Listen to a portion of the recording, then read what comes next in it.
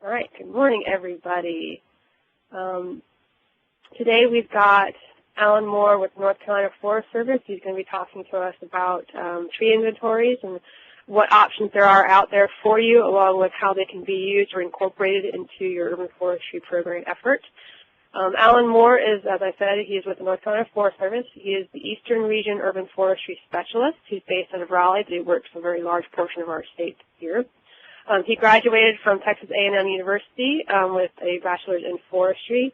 He's been with the North Carolina Forest Service for almost 7 years now, and he helps and assists cities and communities across the state find ways to better manage their urban tree populations, as well as giving support and technical assistance to the field staff of the Forest Service about urban forestry issues. Prior to coming to North Carolina, he was the city forester in Springfield, Missouri, where they had street tree inventory, and before that he was a tree inventory specialist with a company called ACRT, where he spent 6 years conducting street and park tree inventories for a variety of different communities. He is a North Carolina registered forester, an ISA certified arborist, municipal specialist, and an ISA tree risk assessment qualified. And with that, Alan, you are ready to go. All right. Well, thank you, Leslie. As Leslie said, I'll be talking to you this morning about tree inventories. So I thank everybody for joining us. So first, I want to get started real basic. What is a tree inventory? Well, it's a method used to collect data on specific trees and evaluate their condition, the species distribution, and location of forest resources within a given area. And since I work mainly with cities and towns, we're talking specifically about municipal tree inventories. So this could include information about the street trees, your park trees, if you wanted to, private trees, maybe even delve into other forest characteristics like perhaps wildlife, soils, and associated vegetation. So why do you need an inventory? Well, public trees are community assets, and they're part of the infrastructure. They provide benefits like any other community asset. They need maintenance, and they must be managed and accounted for. But if you don't know what you have, how can you manage it? It's kind of like managing your food pantry.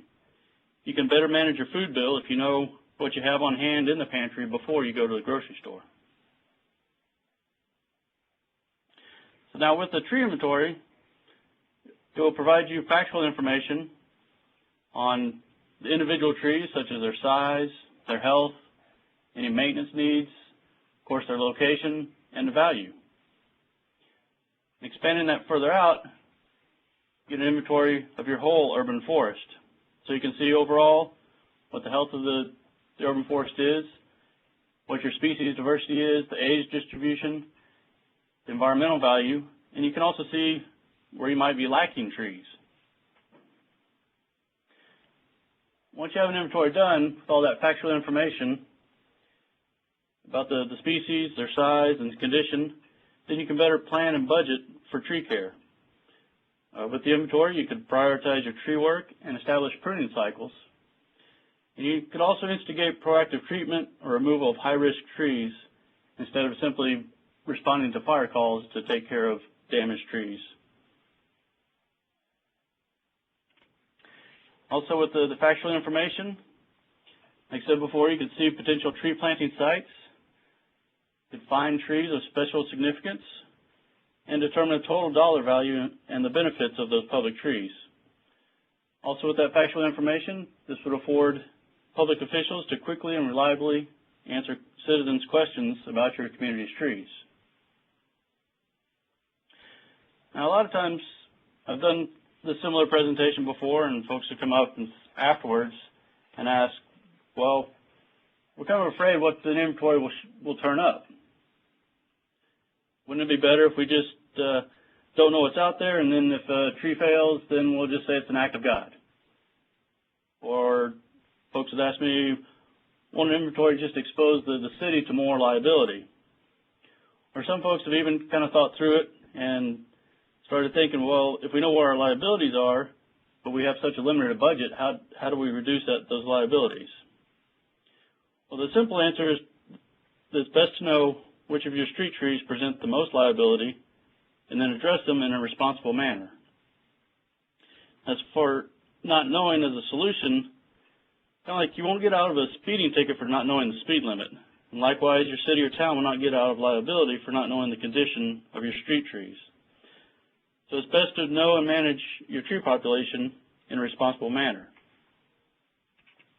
Now, I think it was best summed up in a tree workshop put on by Natural Path Urban Forestry Consultants, where they outlined the responsible steps for street tree management and liability reduction. It starts with a tree inventory. Then you, based on the results of that tree inventory, you set a pruning cycle, and then you set a poor category tree monitoring program. Now, a lot of cities and towns, you have a risk manager, someone in your organization that oversees kind of workplace safety. And that risk manager is probably familiar with this definition of risk management from Wikipedia, where it says the identification, assessment, and prioritization of risks, followed by coordinated and economical application of resources to minimize, monitor, and control the probability and or impact of unfortunate events. Now, over the next 3 slides, I want to show you how this applies to municipally owned trees. So if we break down the definition here, we start off the identification, assessment, and prioritization of risks.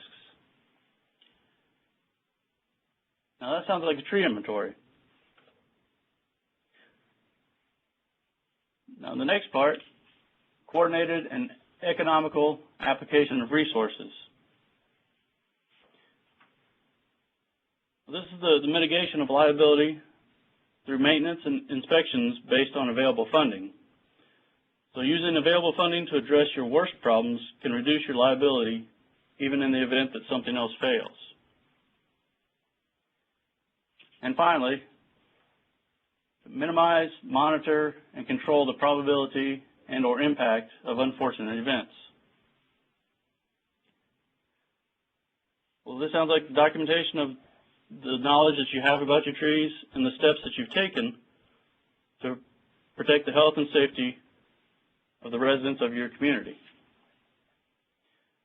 I'd say fear not when it comes to a tree inventory about what's going to turn up, because the public trees are public assets. You can still be held liable whether or not a problem was known, but an inventory can help prioritize tree work and thus help you decide where budget dollars should be spent. And it's always better to be proactive than reactive, like the little guy there in the corner. So I think we all understand the importance of having a tree inventory and can understand what it will do for your community. So next I want to walk through the tree inventory process, the whole process of doing a tree inventory. And first I'll start off with the different types of inventories that you might want to conduct. So first you need to decide what kind of inventory, of course, you need or want. This first one we'll call a remote study, and this is generally a canopy study or using some kind of aerial photography to take a look at what your forest resources are. And now this would be good for overall, give you a general idea about the canopy cover over your city. It wouldn't be so good for day-to-day tree maintenance needs, but you could use it as a benchmark or for building support for your urban forestry program, just to give folks an idea of what the tree canopy looks like in your community. The next type of inventory is the windshield inventory, and that's just what it sounds like. You drive around, or to be more safe, you have someone else drive you around, and then you look out the windshield and you collect data about the trees. Now, because you can't get a full picture of the tree, particularly on the back side from where you are, you may miss something important about those trees. But this would be useful if you needed to just collect general information about the locations of trees, or if you need to quickly identify trees that need further examination, such as if you're looking for big trees or maybe trees with obvious defects over the roads. And that sort of leads me to the next type of inventory, and this would be a specific problem inventory. And this would be limiting to one problem rather than broad management. And an example would be to identify all the ash trees in your community in advance of the emerald ash borer. Now, the emerald ash borer is in parts of North Carolina, and it might be good for some cities to take a look and see how much of their tree population is made up of ash, and then act accordingly. Next type of inventory is the sample area inventory. And this is good for statistical summaries and generalization about your community's trees.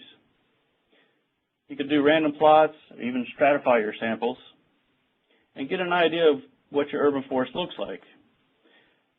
Now again, this is probably not going to be the best for day-to-day management, but it could give you a good basis for planning and budgeting. Once you know what kind of trees are out there, what kind of condition they're in, what kind of maintenance they might need, you could then extrapolate that to the rest of the city and come up with some pretty good budget numbers. And then the last type of inventory would be the complete inventory. This would be where you inventory each public tree and record all the data required for your management goals.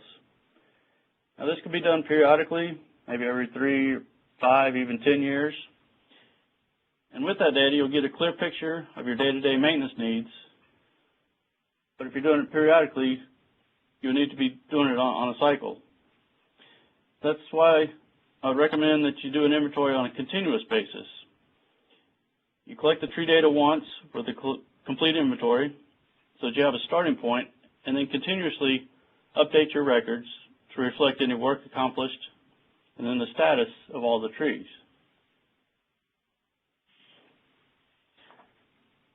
So in summation of the types of inventories, we have the remote inventory, which provides you a broad picture, the windshield inventory, where you could use to identify possibilities, a specific problem inventory, which just would allow you to manage a single problem, the sample area inventory, which provides you summary and generalization about your overall urban forest, and then the complete inventory, which would allow you to manage the whole population of your urban trees. Now, no matter what kind of inventory you decide you need or want to do, you need to plan out the areas to be included. And it will help to delineate on a map for all involved to know what the boundaries of your inventory are.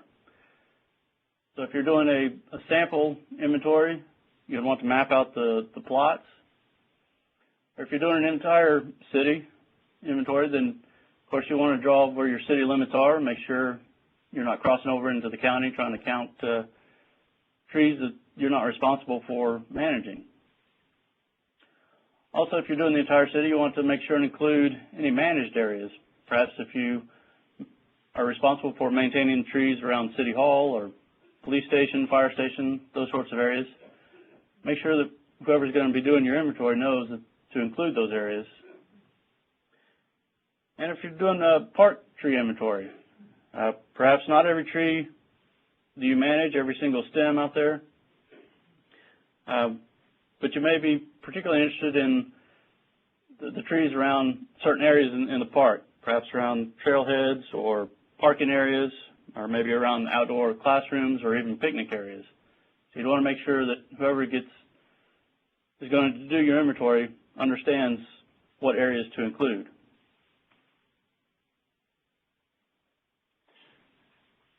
And then next, you would need to determine the data you're going to collect. Now, the list over on the left are the essential items, things that you would need to make sure and collect. So the location of the tree, where it is, and that could be a GPS coordinate or just a simple address, house location. I record the species, the diameter, the condition of the tree, any utilities or infrastructure interference, And then maintenance needs, what kind of maintenance the tree might need.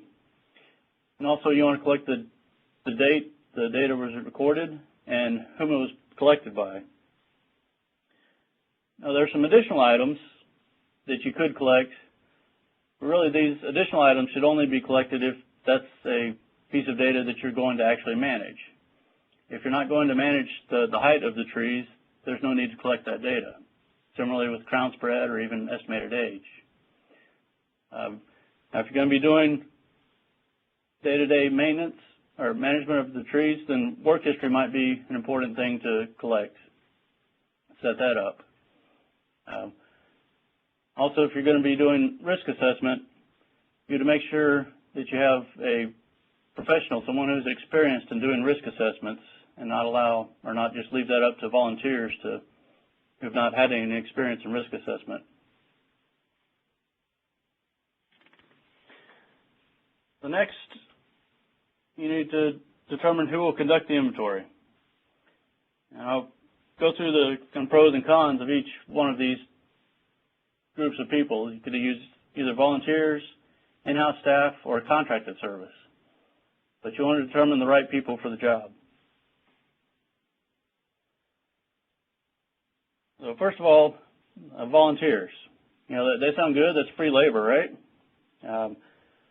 That's a pro. One con, they might need to be trained. And who's going to train them?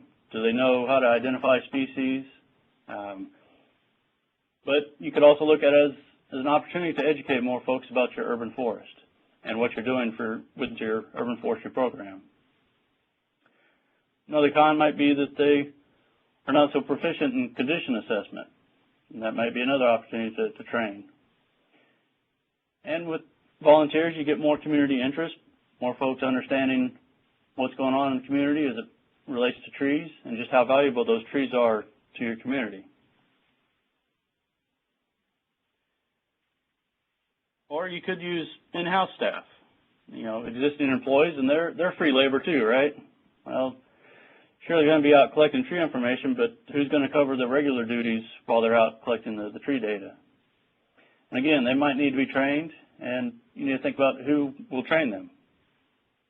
And just like with volunteers, the opportunity to educate and their proficiency in condition assessment will need to be addressed as well. But they're probably already familiar with those public areas, so they would understand which trees to collect data about.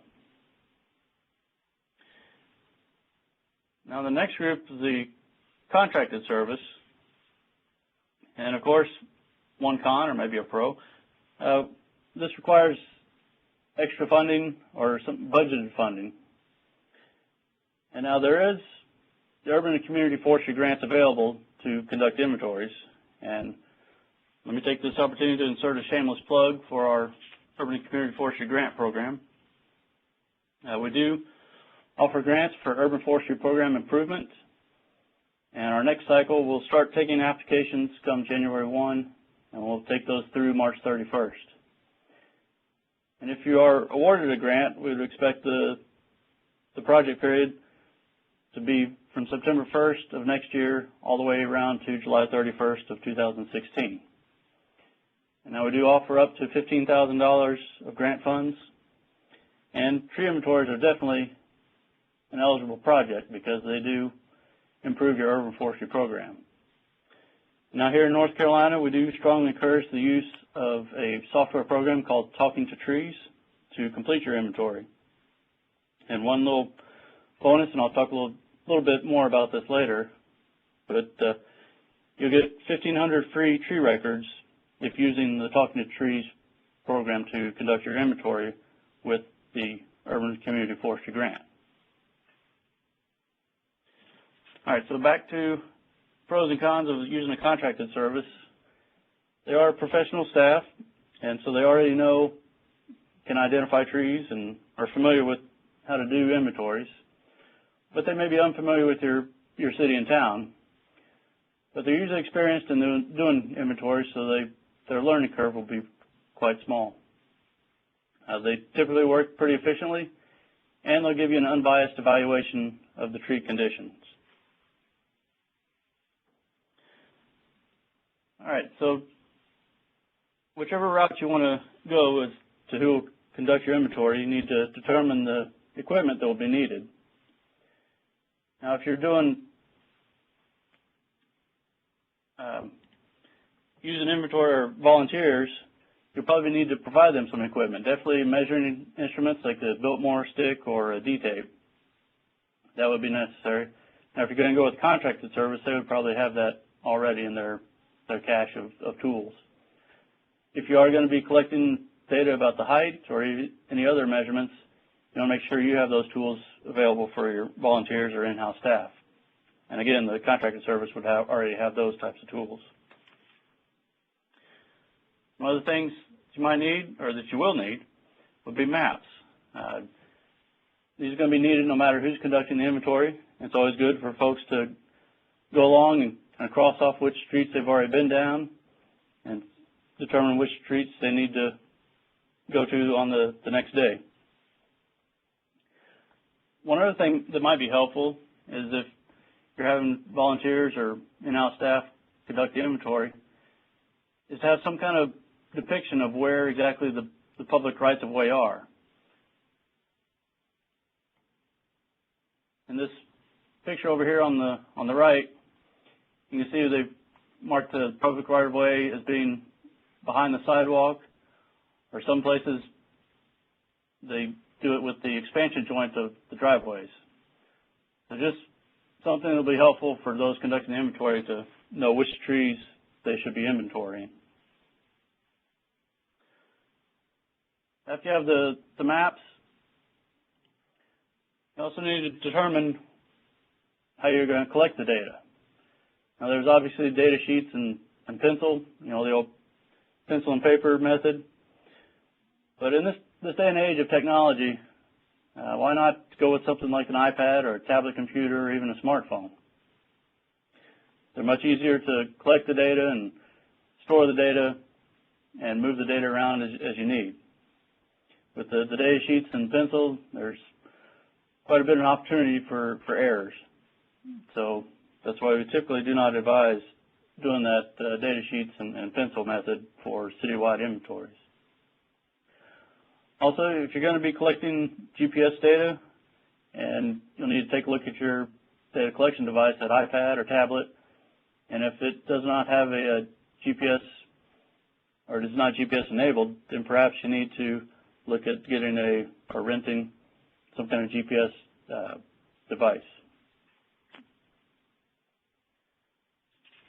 All right, some other things that you may not have thought about, some identification for the inventory personnel. And this could be a business card or just a short little letter that inventory personnel could hand out to folks who have questions. And they could just, in that way, the resident who has questions could perhaps call someone back in the office to get more details, and the inventory personnel don't have to be bogged down with trying to answer all the questions there, and they can keep on going with their inventory. You may also want to give folks a digital camera. That way they can take pictures if there's a particularly interesting tree as far as condition. They might need to take a picture so they can better explain what they saw. Also, dog biscuits or pepper spray might come in handy. I know when I did an inventory, I always did carry some dog biscuits with me just in case I encountered some unfriendly dogs. Also, you want to make sure that the operators of the equipment know how to use it. If you're going to be using tablets or the Biltmore sticks, make sure that folks, before they go out, know how to use it. Now, as you're also thinking about doing inventories, you need to plan for the future and develop methods for updating your inventory, because inventory should be dynamic. Trees are dynamic, they grow, and so the inventory should keep up with that. Also, take a look at if you're going to go with commercial software or an in-house system, just evaluate the ease of use before purchasing. Make sure that folks understand how to use it and that whatever system you use is compatible with your existing systems within your city. Also, set up steps for how and when tree inventory is updated, whether that's when the crews go out to do work do they come in at the end of the day and turn in some paperwork and somebody else enters that data into the computer, or are they equipped with some kind of smartphone device where they could just update the data right there as they're working on the tree? But whatever method you want to use, you want to make sure there's a standard criteria so that everybody knows what to expect and what to collect. Now, if you're going to be going out for a contracted service, just some tips about developing your bid documents. And now, whatever method you normally use, an RFP, RFQ, whatever, you want to make sure and cover specific areas to be inventoried. You know, you don't want to put out a bid document that just says, oh, we want to do an inventory of whatever city. If you're going to do the entire city or just specific areas, make sure and spell that out. Also, you want to tell which attributes you want to be collected. That list I showed earlier of the essential items and the additional items. Make sure that that's all included in your bid documents. And then decide if you're going to do a price per tree or just a lump sum. You also want to specify what you expect from the contract, what kind of deliverables you're expecting. You want the raw data? Do you want a summary report?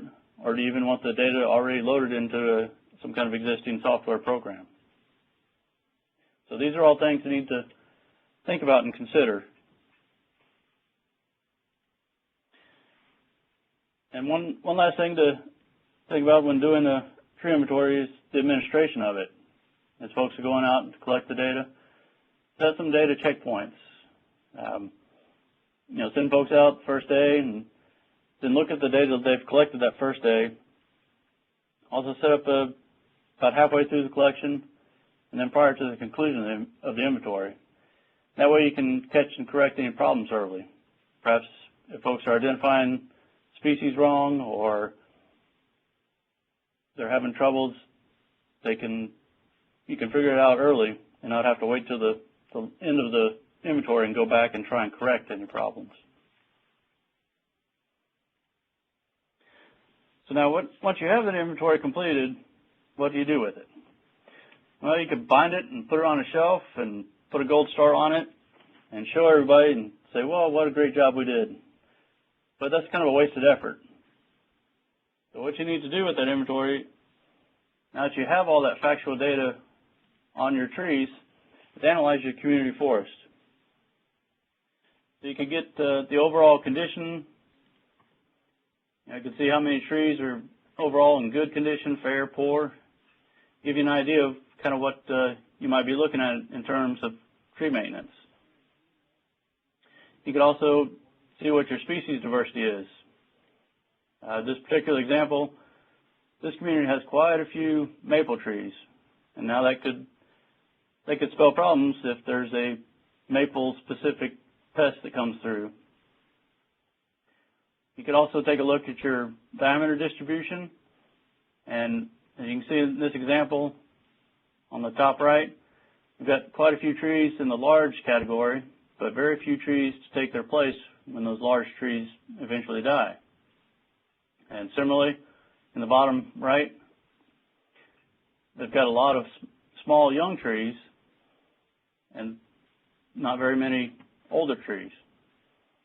So this can give you an idea of what kind of maintenance you might need to be doing, and thus you could budget your limited funds accordingly.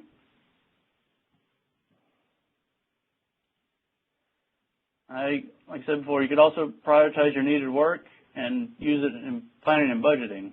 Just an example, this particular community turned up with 17 trees that needed to be removed immediately, and then 195 that they could remove a little bit later on. So that helps definitely in planning and budgeting for what needs to occur.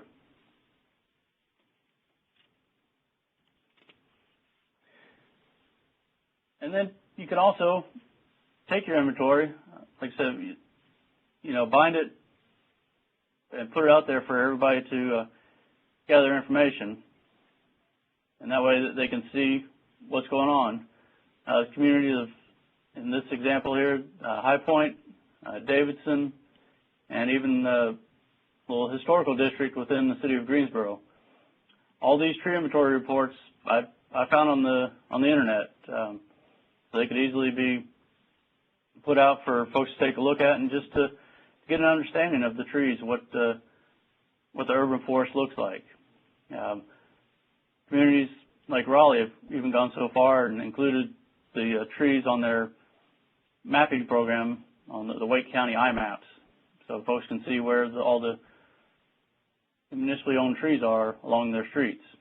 The old College of Warren Wilson College, they did an inventory, and they put all their inventory data on a website, and so I guess the students there can see what's going on with the trees.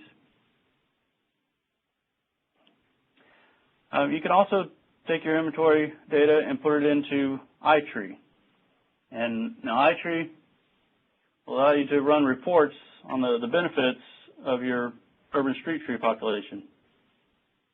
And there's at least 15 different reports that you can run in iTree.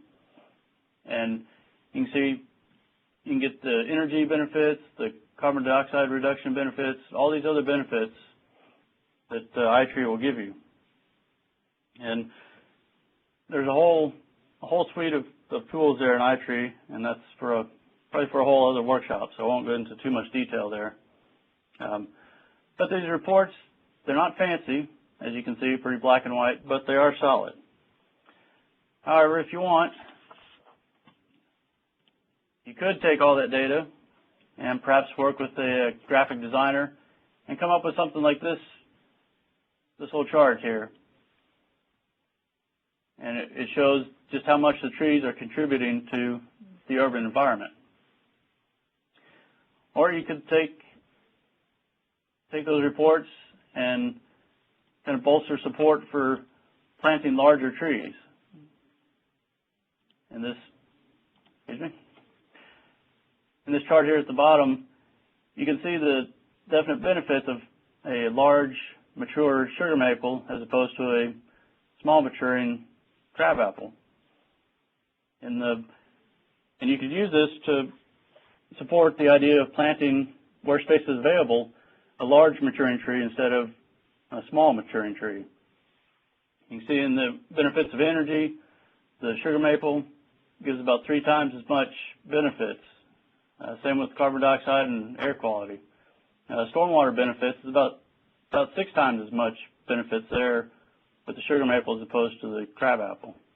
So that could help you support the idea of planting large growing trees where there's space available. Now, there are lots of inventory software programs out there, and this is just a list of a few of them. And in that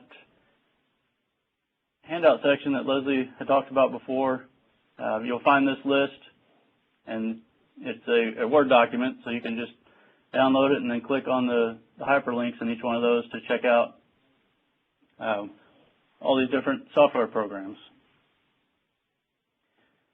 Now, here in North Carolina, we do encourage the use of talking to trees for all our urban and community forestry grant projects that folks are going to do in inventory. Now, talking to trees is a North Carolina-based business, and we at the Urban Community Forestry Program, we help to fund the development of this and also work with the North Carolina Urban Forest Council to have access to talking to trees, because we believe that inventories are usable and also provide the first step in helping all communities manage their urban forest. It's low cost, especially for small communities, because as I said before, the first 1,500 tree records are free.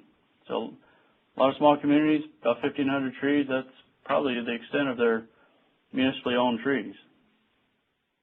The database interface is easy, and there are some report summaries that are being developed, and they're a little more fancy than the iTree reports.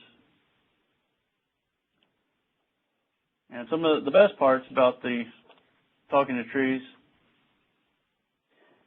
is that it encourages urban forest management. If you have all that data, then you're well on your way to better management.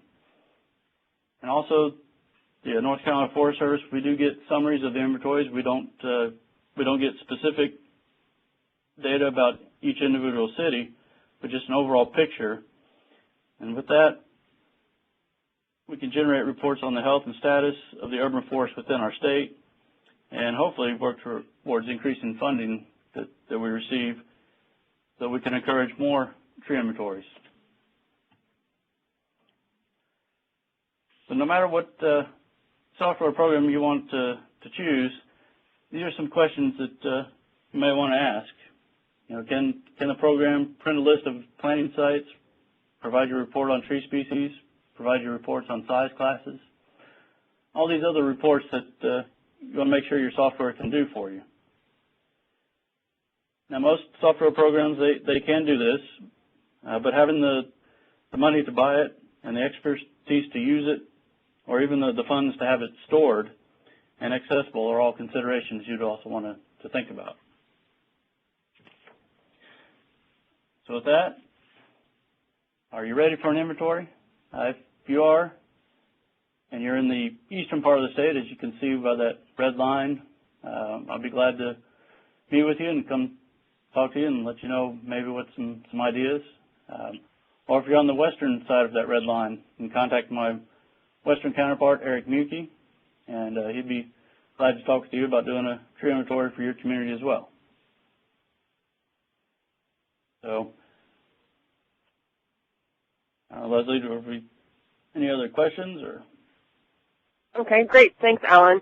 Just of note here, for those of you that aren't in North Carolina, because we do have a handful of tree boards from other parts of the country, but if you're not aware, if you haven't talked with an individual from your state forestry agency, that's a very good place to start with any kind of urban forestry question, especially some of the more technical ones like inventories or ordinance and that such, because every state has an urban community forestry program in some capacity, and they're there to offer help and assistance to get stuff like this started and figure out what might work best for your community.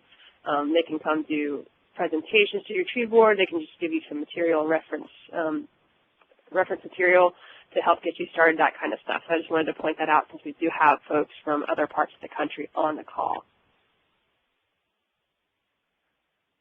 With that, I guess we can open it up for questions. As I said at the beginning, just go to the Q&A tab on the top left of your computer, and you can type in a question, and I'll read it out loud and allow Alan a chance to respond. And just for those of you that might have come in a little late, I wanted to just draw your attention back to the handout. So on the top right, you have this 3 sheets of paper. It has a document that Alan uploaded yesterday that goes over, at least lists the different tree inventory software options out there. But that's for you to be able to download and print out as a reference for future if you're going to get started on inventory. So I'll just give everybody a minute or two to ask some questions. Maybe if you've got some questions for Alan on what communities are doing, what's worked, what issues tree boards have had as far as getting inventories initiated, that kind of stuff. This is a chance to pick the brain of someone who's had a lot of experience with doing tree inventories on various different levels. But I guess to give everybody a chance to maybe write out a question or two, Alan, would you be able to go in a little bit more detail? I know that you've worked with a handful of communities in North Carolina, but just from your experience of working with those communities that may have had it either not a very well-used or an old tree inventory, or they haven't had one in the past, where the tree board has been pretty active in getting the effort started. Could you maybe list 1 or 2 tips for a tree board that wants to get this started that may not have city arborists or anything like that in play? Like, what would be the first 1 or 2 things that they might want to do to get that effort started?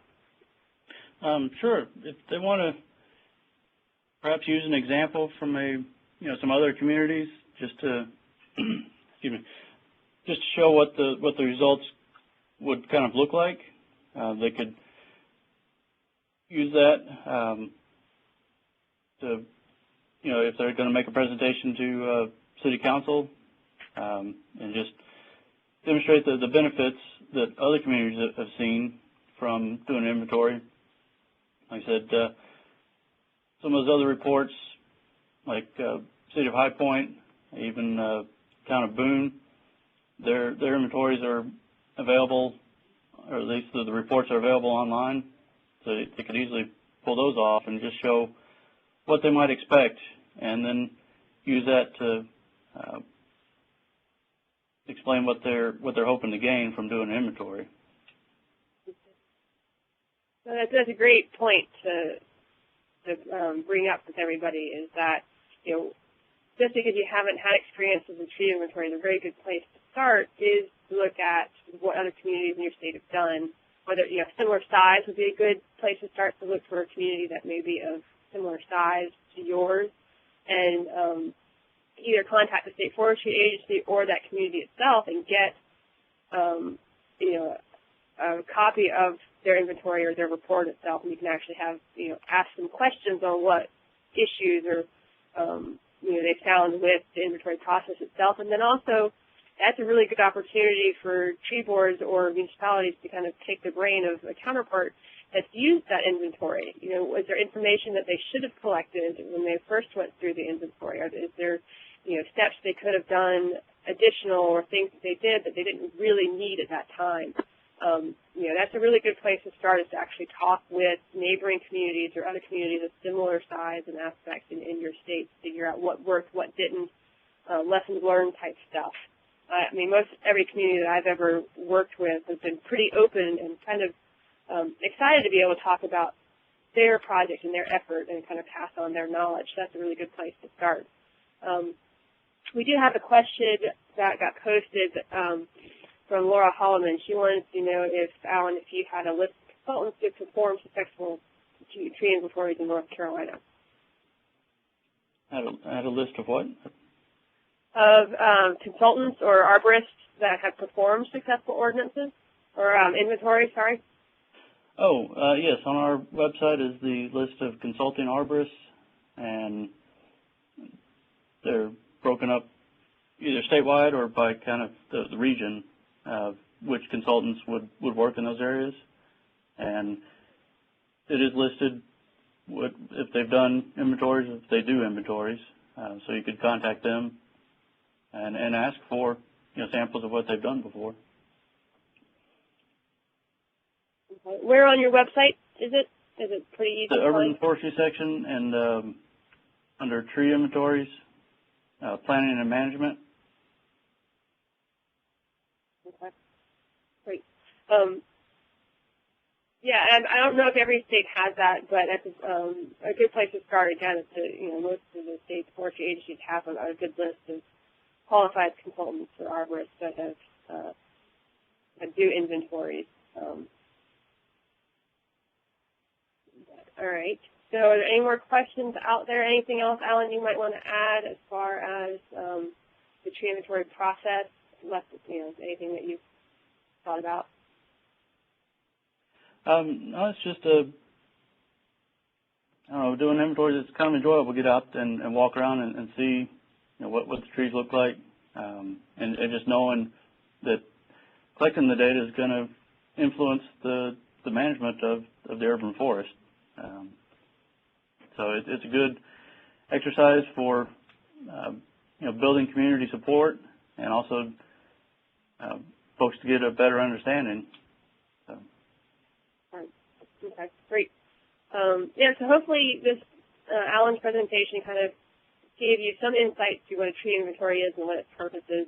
Hopefully you're not as scared of that process as you might have been initially. I know sometimes when you enter into an inventory, or you're talking about initiating an inventory for your community, you don't really know where to start and what questions to ask. So I think Alan did a really good job presenting that kind of material there. And there's plenty of software packages out there that are various levels, whether you want to do it with using community volunteers and get real basic information just to kind of get a snapshot of what's going on, to the more intricate, canopy analysis, kind of hard data, GIS, GPS kind of stuff going on out there.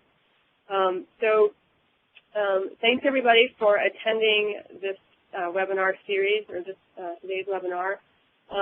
My contact information is here on this slide. You've got my email address as well as my phone number if you have any questions or concerns or want to do any follow-up stuff after the fact. I want to thank the U.S. Forest Service and Urban Forestry South specifically for helping provide the technical support for this webinar series. Without them, we wouldn't be able to hold these webinars free for everybody to attend and offer the recorded sessions for future viewing pleasure. We do have 2 other webinars coming up in 2015. On November 18th, we're going to be having 7 Habits of Highly Effective Tree Boards with Paul Reese from Oregon State University. He's going to be talking that day, and he's going to be able to provide valuable information on how to make sure your tree board is working functionally and effectively within your community. Paul is with Oregon State, but he's also one of the founding members or the real force behind the Tree Board University. So he's a great resource there. And then on December 16th, we're going to be talking about tree care ordinances. We've got Pete Smith from Arbor Day Foundation with that. And I'm going to also be giving somebody, an actual arborist or consultant that develops tree care ordinances, tree protection ordinances specifically on there. So we'll have 2 presenters that day. But if you haven't registered for those, please do so. We'd like to get good attendance for those. I'm also going to be emailing around an evaluation for this webinar in probably in the next day or so I can get some feedback from everybody. If you've got some ideas for future topics, I'm more than happy to take those into consideration. We're hoping to continue this webinar series into 2015.